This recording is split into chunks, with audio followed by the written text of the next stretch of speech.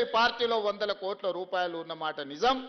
మీకు టీవీలు, పేపర్లు, ఫామ్ హౌజులు ఉన్నమాట కూడా నిజమే, మేమేం కాదంటలేం. కానీ ప్రజల సమస్యలు మీరు ప్రస్తావించిందా? ఈ ప్రభుత్వం ఏ నిర్ణయం తీసుకుంటే ఆ నిర్ణయంలో ఉన్న లోపం లేదా ఈ ప్రభుత్వం తీసుకున్న నిర్ణయంలో మంచి అనేది మీకు ఎక్కడ కనిపించలేదా? మీ అనుభవంతో మంచిని అభినందిస్తూనే, ప్రభుత్వాన్ని భుజం తడుతూనే మా వైఫల్యాలను ప్రశ్నించి, ఆ ప్రశ్నించడం ద్వారా ప్రజా సమస్యలను పరిష్కరించడానికి మీరు అక్కడ మాట్లాడి ఉంటే నిజంగానే ప్రజలు మిమ్మల్ని అభినందించి ఉండేవాళ్ళు. నేను ఈరోజు ఆ పెద్ద ఆయనను ఒక మాట అడగదలుచుకున్నా. ఎక్కడైనా ఎవరైనా ప్రభుత్వ ఉద్యోగిగా ప్రభుత్వం నుంచి జీత భత్యాలు తీసుకొని దాదాపుగా 16 నెలల నుంచి ఇంట్లో నుంచి కాలు కదపకుండా జీత భత్యాలతో సహా అన్ని వసతులను మీరు అనుభవిస్తున్నారు కదా, ఇది ఏ చట్టంలో ఉందని నేను అడుగుతున్నా. ఏ చట్టంలో ఉంది? ప్రభుత్వం నుంచి జీత భత్యాలు తీసుకున్న వాళ్ళు మేము విధులను నిర్వర్తించము.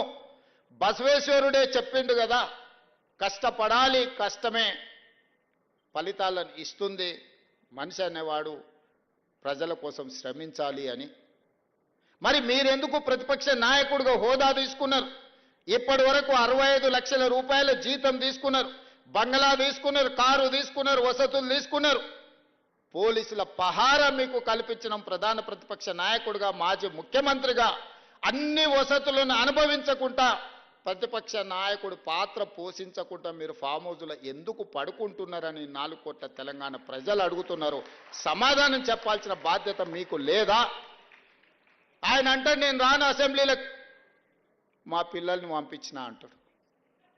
నేను ఆయన్ని అడుగుతున్నా, పిల్లల్ని పంపించడానికైతే మీరెందుకు ప్రతిపక్ష నాయకుడిగా ఉండాలి? మీరెందుకు పార్టీ అధ్యక్షుడిగా ఉండాలి?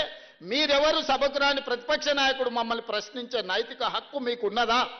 మీ నైతిక హక్కు లేనప్పుడు మీకు మమ్మల్ని ప్రశ్నించే అధికారం ఎవరిచ్చిండ్రు అని నేను అడుగుతున్నా.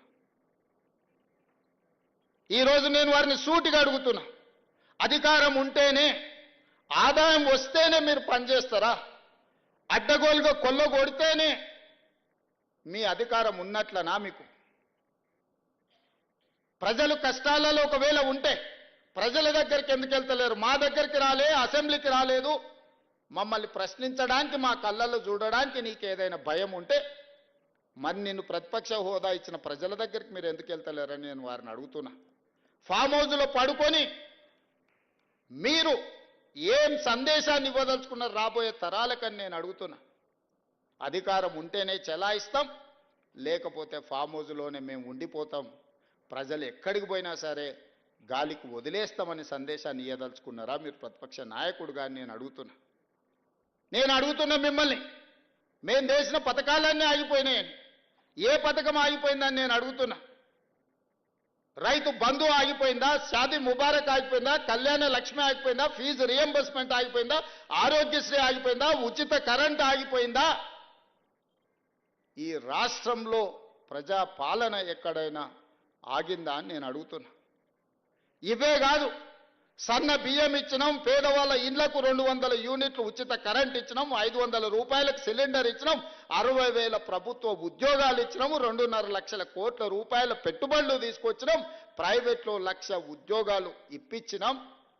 ఈరోజు హైదరాబాదు నగరాన్ని విస్తరించడానికి అవసరమైన అభివృద్ధి కార్యక్రమాలను చేపడుతున్నాం. మా ఆడబిడ్డలకు ఆర్టీసీ బస్సులో ఉచితంగా ప్రయాణం రాష్ట్రంలో నలుమూలల అమ్మగారింటికి వెళ్ళినా, అమ్మవారిని దర్శించుకోవాలన్నా అనా పైసా ఖర్చు లేకుండా ఇవాళ మా ఆడబిడ్డలు ధైర్యంగా ఆర్టీసీ బస్సు ఎక్కగలుగుతుండ్రు అని అంటే 5,000 కోట్ల రూపాయలు రాష్ట్ర ప్రభుత్వం, మంత్రివర్యులు ఇక్కడనే ఉన్నారు, పొన్నం ప్రభాకర్ గారు, బట్టి విక్రమార్క గారు, ఆయన డబ్బులు ఇచ్చిండు, ఈయన డబ్బులు తీసుకున్నాడు. 5,000 కోట్ల రూపాయలు 15 నెలల కార్పొరేషన్ మేము చెల్లించినాం.